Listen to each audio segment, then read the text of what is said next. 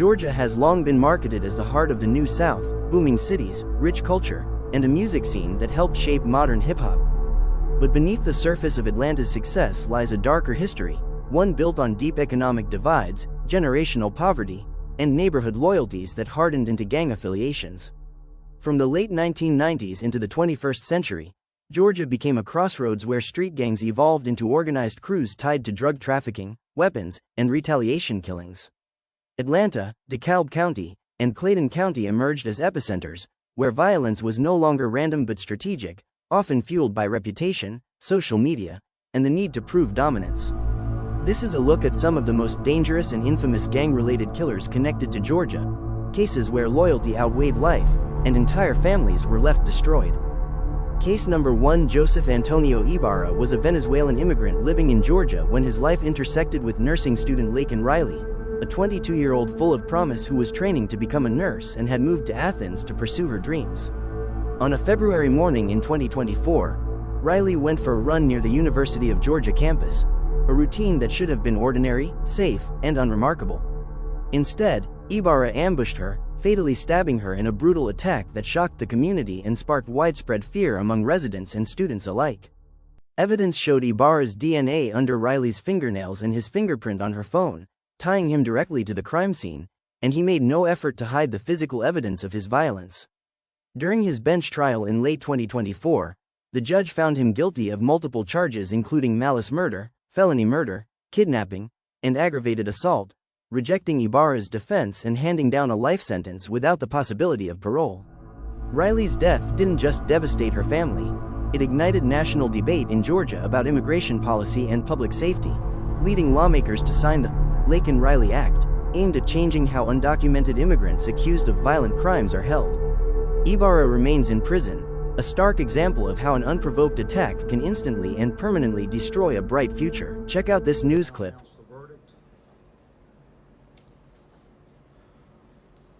In the state of Georgia versus Jose Antonio Ibarra, case SU 24CR0323, count 1, malice murder, find the defendant guilty.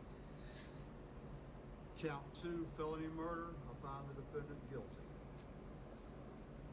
Count 3, felony murder, I find the defendant guilty. Count 4, felony murder, I find the defendant guilty.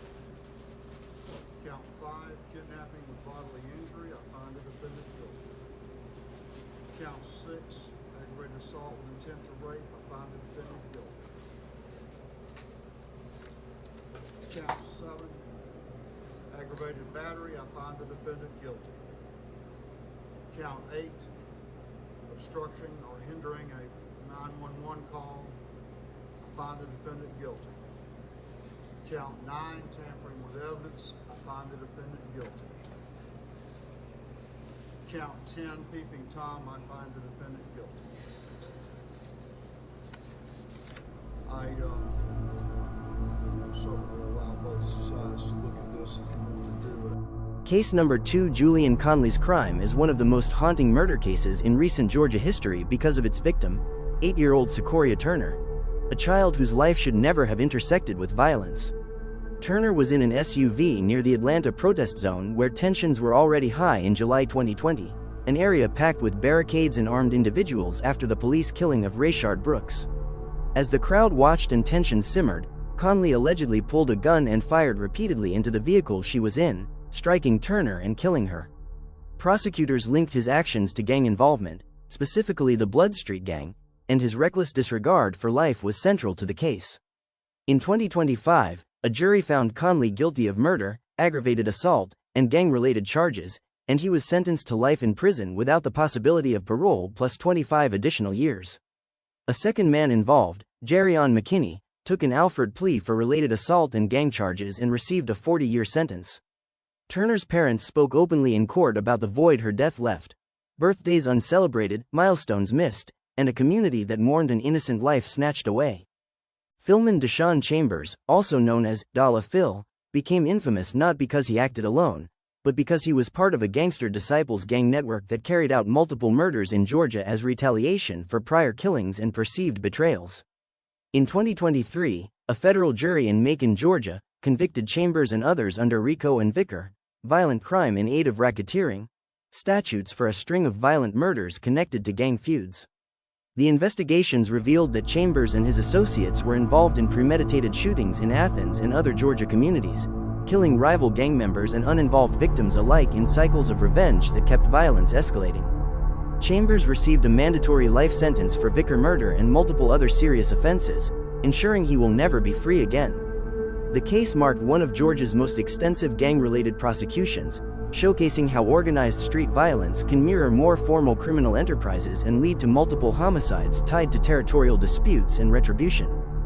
Case number 4: Rodney McQuee's crime stripped away the facade of family life to expose something far darker. A father of 3 living in Atlanta, McQuee was convicted in 2025 of murdering his own daughter by starving her to death in what media described as a house of horrors.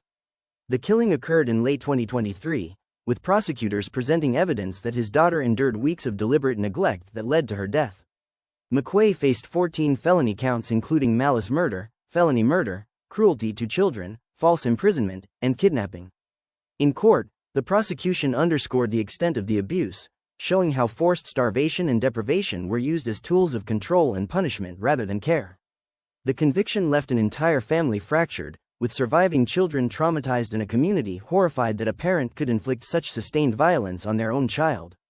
McQuee's sentence reflects Georgia's stance on domestic homicide and abuse, and his case is used in legal circles as an example of how cruel intent and prolonged harm qualify as murder under state law. Rodney McQuee W.S. Pure Evil. Check out this new report about this story. Has found a father accused of starving his 4-year-old daughter to death guilty on all charges. Treasure McQuee died back in December 2023.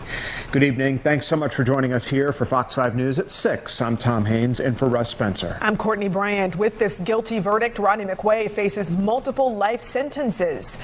Fox 5's Kevin Stewart is live from the Fulton County Courthouse in downtown Atlanta with tonight's developments. Kevin?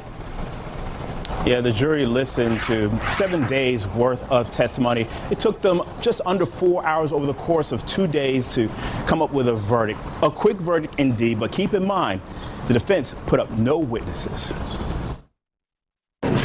We, the jury, find the defendant guilty of malice murder. Swaying in his chair, Rodney McQuee learns his fate. Guilty of felony murder. Guilty on all counts, more than a dozen of them. Guilty of cruelty to children. And with that, Rodney McQuee is cuffed and headed to jail to await a decision on his prison sentence. He is facing a max of 4 life sentences plus 112 years in prison. We protect the most vulnerable, children, people with disabilities, and that's our job, and we're going to do that. McQuee's daughter, Treasure, only 4 years old, died at Children's Hospital just weeks before Christmas back in December 2023. Doctors testified she died of cardiac arrest due to malnutrition. You don't accidentally starve a 4-year-old to death. It takes time. There's testimony that it took weeks to months to do this. In June 2023, DFACS removed this little girl and her 2 brothers from their father's Bakers Hill home in far southwest Atlanta, only for him to kidnap them from their mother in Maryland the next month. Testimony revealed how McQuee, a single dad, turned down help multiple times from neighbors and family. I understand a lot of parents struggle, a lot of families struggle with challenges with housing and lack of resources, but this defendant had resources. He had people in the community doing what we want our community to do, to reach out and help, and he just wouldn't take it. You know, one thing that's also worth noting here is that McQuee had a deal on the table, but he chose to reject it. His sentencing date is June 30th. Going live from downtown Atlanta, Kevin Stewart. Thank you for watching. Make sure to like, subscribe, and comment new uploads weekly.